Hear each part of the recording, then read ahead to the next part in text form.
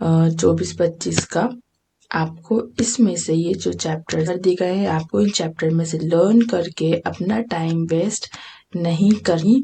बाहर बेसब्र जामो यार गुजरे हैं, आलम रोजगार को आसा बना दिया। प्रॉब्लम होती है प्रोजेक्ट वर्क की 2025 का कौन सा है। ये जो टॉपिक है जो आपको 9 पॉइंट्स दिख रहे हैं ये है प्रोजेक्ट वर्क। नजरी स्नैप का चार्ट बनाना है, यू प्रिंट के क्वेश्चन आंसर्स।